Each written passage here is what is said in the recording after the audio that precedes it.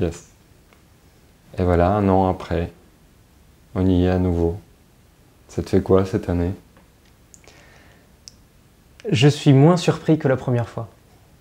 Surpris, mais t'étais débutatif l'année dernière. Débutatif, c'est joli comme mot. Ah, t'as dit débutatif. Comment on dit? Dubitatif. Début, c'est drôle, débutatif. J'étais dubitatif sur le début, exactement. Non, j'étais un peu surpris par tout l'appareil, tout l'attirail que tu as porté avec toi. Donc là, je suis moins surpris. Mais c'est toujours assez impressionnant d'avoir toute cette débauche de matériel électronique. Donc, content que tu sois là. Pourquoi tu imaginais que c'était autrement avant? Quand je regarde un film, quand je regarde une vidéo, quand je regarde quoi que ce soit, on ne se rend pas compte du travail technique, je dirais, qu'il y a derrière. Comme quand tu me racontes ce que tu fais en vidéo ou en photo, je comprends souvent un quart de ce que tu me racontes. Et je me rends compte de tout l'aspect technique qu'il y a derrière que j'ignore complètement et que je ne comprends toujours pas d'ailleurs. Bon, alors, il s'est passé quand même 12 mois, même un peu plus. Oui.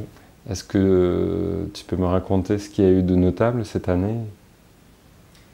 L'année scolaire s'est très bien passée l'année dernière. J'avais des classes vraiment intéressantes. La génération de troisième notamment a été performante, comme disent mes collègues. J'aime pas trop ce mot, mais en tout cas ça a été une très très bonne année.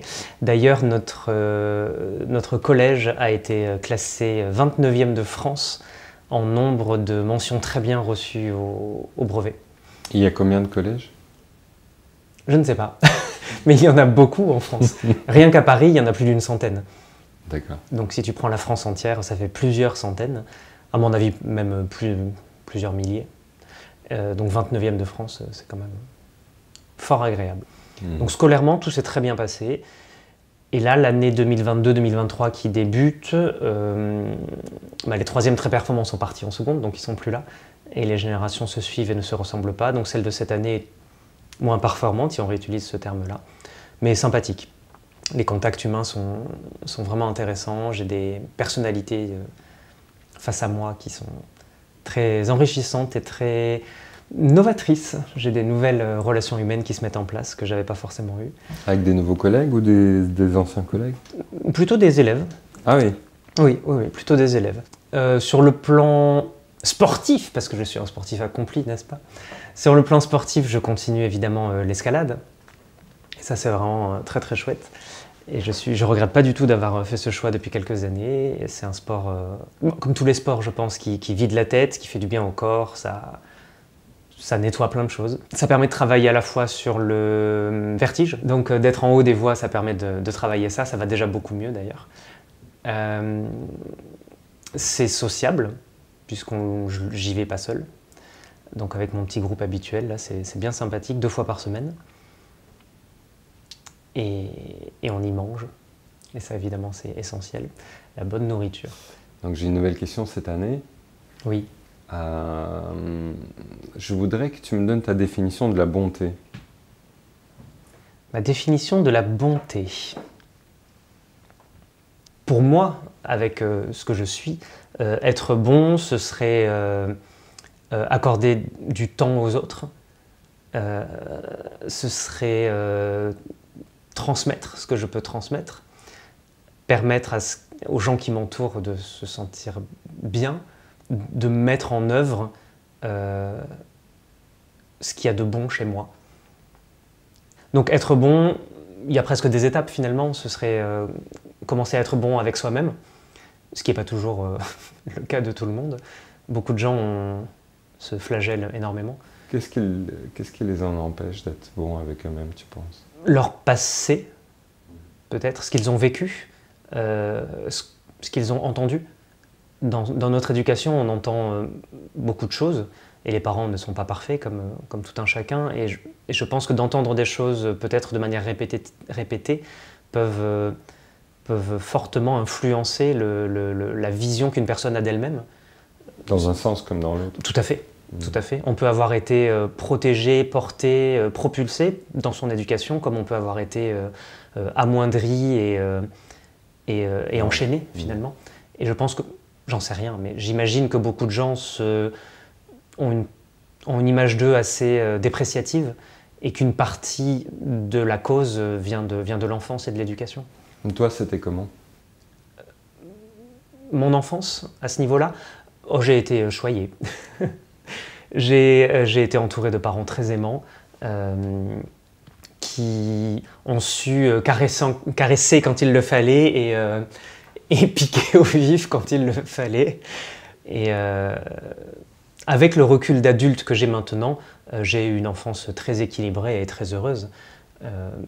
Je dis avec le recul d'adulte parce que quand on est enfant et qu'on vit la chose sur le moment, on est toujours révolté dès qu'il se passe quelque chose contre nous et on n'a pas toujours le recul nécessaire pour comprendre qu'il est normal qu'on se fasse réprimander ou qu'on nous mette des limites. Donc oui, j'ai eu des parents très aimants et j'ai entendu beaucoup plus de paroles extrêmement positives à mon égard que l'inverse. Donc ça, c'est pour la bonté. Et on en avait parlé déjà hier. Ma deuxième nouvelle question, c'est... Oh, je m'y attends. L'histoire de génie. Oui. Donc c'est la lampe d'Aladin, tu frottes, le génie sort, et tu as 3 vœux. Qu'est-ce que tu en fais? J'ai volontairement pas réfléchi à la question, parce que je craignais que tu me la poses, et je voulais que ça reste spontané au maximum. Si je m'appuie sur ce qu'on a dit tout à l'heure et que je pars du principe que pour être bien avec les autres, il faut être bien avec soi-même, je partirai d'un premier vœu qui me concerne moi. Souvent on dit « ah, j'aimerais être heureux toute ma vie », etc. C'est toujours cette idée que pour moi, que le bonheur n'est pas quelque chose de continu, c'est plus une succession de plein de petits moments qui sont des moments de bonheur et d'intense satisfaction. Et c'est tout ça mis bout à bout qui, pour moi, fait que je suis quelqu'un d'heureux. Donc moi, mon vœu numéro 1, ce serait que ces petits moments de bonheur, ces petits moments d'exaltation, les deux, j'exulte et j'exalte, je ne sais pas, ces petits moments très positifs. Je suis débutatif. Débutatif. Ces petits moments extrêmement joyeux, positifs, d'intense sentiment de privilège d'être là, d'être en vie, d'être présent, d'être en train de vivre ce qui se passe, que je ressente toujours ces petits sursauts d'accomplissement. Un deuxième vœu. J'ai déjà le 3e. En fait, il me manque un 2e. Je viens d'y penser là, je ne sais pas si j'aimerais, j'en sais rien. Mais il y a toujours ce questionnement de savoir s'il y a quelque chose après la mort, si j'aurai toujours une conscience, si je sais que j'ai déjà vécu, ou si je commence quelque chose de nouveau sans en avoir de reste. Voilà, tout ce questionnement-là, ça pourrait faire partie d'un 2e vœu, mais je ne saurais pas comment le formuler exactement.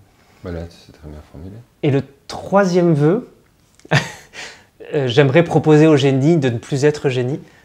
Il en a peut-être assez de n'avoir de raison d'existence que d'apparaître à certains humains pour leur dire « qu'est-ce que tu veux que je fasse pour toi ?» et puis je disparais à nouveau.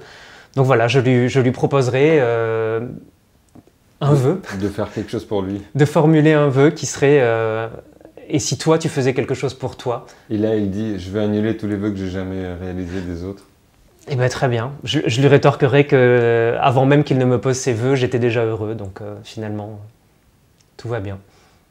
Si on partait de l'hypothèse que tu apprends suite à ton 2e vœu, que oui, il y a bel et bien une suite, mais non, tu ne te rappelleras pas de ce que tu as vécu avant, mais tu auras une intelligence... d'intuition qui va te permettre de te rappeler intuitivement de ce qui est bon et ce qui ne l'est pas pour toi. Qu'est-ce que ça changerait à ton existence aujourd'hui? Je ne sais pas si ça changerait quelque chose. Là, spontanément, je dirais rien. Mais... Ça te rassurerait peut-être? Est-ce que tu as peur de la mort d'une façon générale? Non. Non, je n'ai pas peur de la mort. J'ai pas peur de la mort des autres. Comme souvent, je pense que la disparition des autres nous renvoie à nous-mêmes. Et ce qui nous touche au-delà de la personne qui disparaît, c'est le manque que cela va créer chez nous-mêmes. Et je pense que souvent, la mort engendre des sentiments, alors qu'on pourrait dire égoïstes, dans le sens où finalement, tout ce qui va manquer de la personne, c'est dans notre vie à nous qu'on va le ressentir. Et je sais qu'il y aura de la douleur, qu'il y aura de la souffrance, qu'il y aura de la peine, qu'il y aura du manque, bien sûr. Mais c'est un processus classique, normal. Je ne vais pas te dire que je m'y suis préparé, parce que c'est difficile de s'y préparer. Mais quelque part, il y a une espèce de connaissance, de savoir. Je sais que les gens vont disparaître. Quant à ma propre mort, si je reprends la définition d'avant, en soi, ça ne me fait pas peur dans le sens où c'est pas moi qui vais en souffrir. C'est ceux qui me connaissent et qui m'apprécient qui peut-être auront ces fameux sentiments égoïstes de manque et de peine et de perte ou je ne sais quoi. J'imagine qu'on a peur de la mort parce qu'on se dit qu'on n'aura peut-être pas le temps de finir d'accomplir ce qu'on est en train d'accomplir. Et c'est ce sentiment d'inachevé qui, pour moi, n'est pas de la peur, mais juste ce serait dommage de ne pas voir la fin, l'aboutissement. Cela dit, est-ce qu'on aboutit toujours à quelque chose? Moi, je suis dans un processus qui en soi ne finira jamais, si ce n'est avec ma mort, je pense. Et il y a évidemment plein d'étapes, plein de parenthèses qui s'ouvrent et qui se ferment, mais c'est jamais vraiment une fin. C'est une espèce de fil qui se déroule constamment. Et quel que soit le moment venu de ma mort, je pense que j'aurais accompli déjà suffisamment de choses pour être heureux de ce que j'ai fait. Et je n'aurais certes pas fait tout ce que je voulais. Ça sera forcément en plein milieu de quelque chose. Peu importe. Je pense qu'il vaut mieux partir avec la satisfaction de ce qu'on a fait plutôt qu'avec le regret de ce qu'on n'a pas fini. Mais du coup, tu gagnerais quoi à savoir? Revenons-en à ça. Qu'est-ce que je gagnerais à savoir s'il y avait quelque chose après?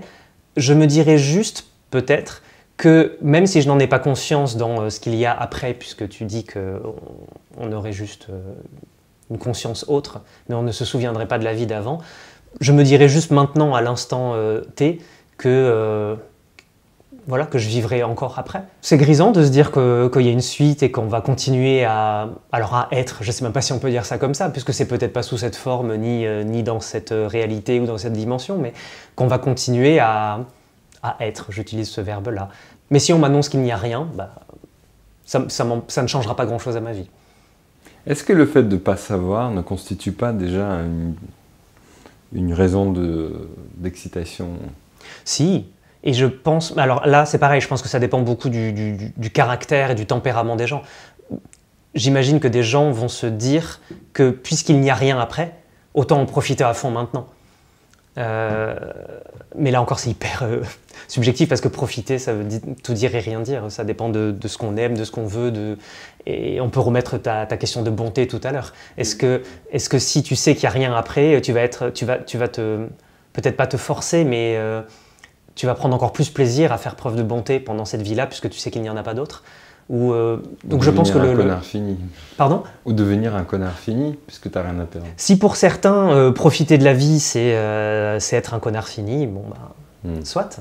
Non, parce qu'en même temps, pourquoi remettre à plus tard que ce soit une seule vie ou s'il y en a 40, j'ai l'impression que la conséquence qu'on peut en tirer, c'est profitons-en maintenant, puisque de toute façon... dès que tu sors de l'idée que tu dois payer, entre guillemets, pour mériter, est-ce qu'on n'a pas déjà gagné un peu quelque part? C'est pour ça qu'on savoure. C'est pour ça que je savoure l'existence. Parce que j'ai déjà gagné. Le fait de vivre, c'est une victoire. C'est extrêmement plaisant, parfois, de prendre du recul et de réfléchir à sa condition et de se dire qu'on a une chance incroyable d'être là, de vivre ce qu'on vit, de penser ce qu'on pense, de savourer ce qu'on savoure, et que si on n'était pas là, on manquerait beaucoup de choses. Ce serait... Alors je sais pas... Non, puisqu'on ne serait pas là, donc on ne le sentirait pas qu'on manquerait ça, mais... C'est quoi la chose la meilleure dans l'existence? Qu'est-ce qui a la plus grande valeur à tes yeux? Une chose, un moment, Moi, j'adore me coucher le soir. Si c'était un moment, j'adore me coucher le soir. À heure fixe, hein, évidemment, parce que j'ai 92 ans. Pourquoi j'adore me coucher le soir avec le plaisir de me dire que j'ai aimé ma journée, qu'elle a été chouette, que j'ai pas fait tout ce que je voulais faire, mais que j'ai fait plein de choses, que j'ai croisé des gens super, et que je vais adorer dormir. Certainement, parce que je ne me souviens jamais de mes rêves, mais j'imagine que c'est très plaisant. Et que dans quelques heures, au réveil, après une parenthèse enchantée, je vais recommencer une autre journée géniale. Et donc j'adore m'endormir et j'adore me réveiller. C'est vraiment des moments géniaux dans la vie, je trouve. Et comme je dors très bien, parce que je sais que beaucoup de gens se couchent avec une terreur folle de se dire « Mon Dieu, il faut que je me couche, ça va être horrible, je vais mettre 4 heures à m'endormir ». Moi, j'ai cette immense chance de dormir comme un bébé et de m'endormir dans les 5 minutes la plupart du temps. que c'est toujours un moment extrêmement plaisant. Et j'ai finalement très peu le temps de penser quand je me couche, et j'ai peu de temps pour me dire que j'ai passé une super journée et que demain ce sera génial aussi. Et c'est tellement court que j'ai juste le temps de me dire ça, donc ça ne peut être que positif. Super. Eh bien, c'est parfait. Oui. On fait un clap?